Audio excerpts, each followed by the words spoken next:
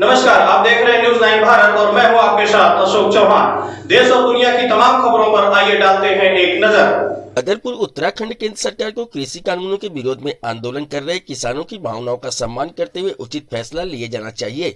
अब तक 3 दर्जन से अधिक किसानों ने अपनी प्राणों की आहुति दे चुके हैं। अगर अभी भी केंद्र सरकार किसानों की भावनाओं का सम्मान नहीं करती है तो उसे सत्ता में बने रहने का कोई हक नहीं है। ये बात नेता प्रतिपक्ष डॉक्टर इंदिरा हृदय ग्राम रतनपुरा में AICC मेंबर राजेंद्र पाल सिंह के मौजूदगी में बलविंदर सिंह बिल्ला के आवास पर आयोजित पत्रकार वार्ता के दौरान कही गई। उन्होंने कहा, ग्राम पछियापुर निवासी किसान बाबा कश्मीर सिंह द्वारा किसान आंदोलन के समर्थन में अपने प्राणों की आहुति देकर क्षेत्र ही नहीं अपितु रामपुर जिले के किसानों की आवाज को केंद्र सरकार के कानों तक पहुंचाने का कार्य किया है। उन्होंने कहा, यह बेहद दुर्भाग्यपूर्ण है कि किसानों को अपनी प्राणों की आहुति देनी पड़ रही है और केंद्र सरकार उनकी मांगों को अनसुना कर रही है, जबकि देश का अन्नदाता कहलाने वाला किसान कृषि कानूनों का पुरजोर विरोध कर रहा है। नेता प्रतिपक्ष डॉक्टर इंदिरा हृदय ने कहा कि जिस देश का अन्नदाता खुशहाल नहीं होगा वह देश कभी खुशहाल नहीं रह सकता। उन्होंने कहा कि केंद्र और प्रदेश की भाजपा सरकार बढ़ती महंगाई को रोक पाने में विफल हो चुकी है।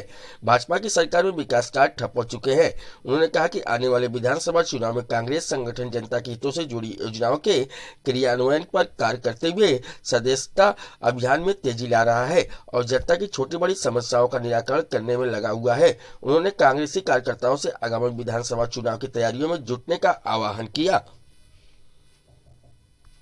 आज समाचार पत्रों में पूरा विवरण लिखा था, क्योंकि इतना विवरण हमको दूर से तो नहीं पता था कि शमशेर सिंह जी कश्मीर सिंह जी किसानों के प्रकरण को लेकर बहुत ज़्यादा दुखी थे और उन्होंने देखा कि हरियाणा के और दूसरी जगह के किसान तो आत्महत्या तक कर रहे हैं। उत्तर प्रदेश उत्तराखंड से किसी ने नहीं की।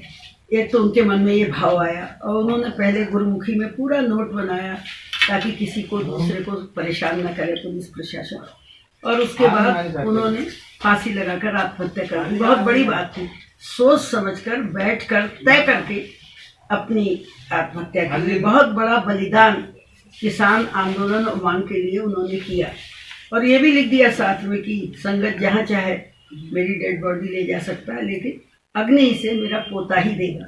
तभी मैंने जब उनके घर गई तो उनके पोते को बुलाया और देखा 15-16 साल का बच्चा है शायद। तो इस तरह काफ़ी दुखी होकर, आहत होकर, निराश होकर उन्होंने आत्महत्या की, जो हम सब लोगों के लिए बहुत दुखी, अपने व्यक्तिगत काम के लिए नहीं परंतु पूरे किसान समुदाय के लिए सरकार को चेताया। अब सरकार पर कितना असर हुआ मुझे अभी असर इसलिए नहीं दिखाई दे रहा है। MSP के मामले में वो एडामेंट है कि हम न्यूनतम समर्थन मूल्य को कानूनी दर्जा नहीं देंगे और जो पैसा नहीं देगा उसे सजा भी नहीं देंगे, और ये बहुत बड़ी मांग है किसानों की। एक MSP की ही बात अगर वो मान लें तो किसान को अपनी उपज का मूल्य मिलने लगेगा।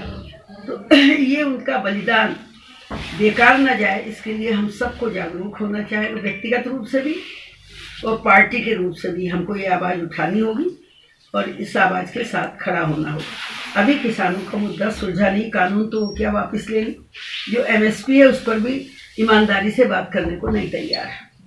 मैडम, बात करें किसान सम्मान निधि की, भाजपा सरकारें बहुत प्रचार करती हैं और दिनेशपुर क्षेत्र में कई लोगों को नोटिस आए हैं कि वापस करें और इसको जमा करें, उस पर क्या कहना चाहेंगे आप? अब सम्मान निधि को वापस करने का नोटिस आया ऐसी मेरी जानकारी नहीं है। अगर आया तो शर्म की बात है, उन्हीं ने तो दी है निधि, वो 2000 रुपये वाली, 2,000 6,000 रुपये देंगे, तो वो तो उन्हीं ने दी। उसको तो उन्होंने बड़ी भारी उपलब्धि बताया, कितने करोड़ रुपए उसका पूरा टोटल बना के बताया। यदि वो वापस मांगी जा रही तो शर्मनाक है, निंदा है, और हम पता करके इस बात को व्यापक रूप से पार्टी की ओर से उठाएंगे।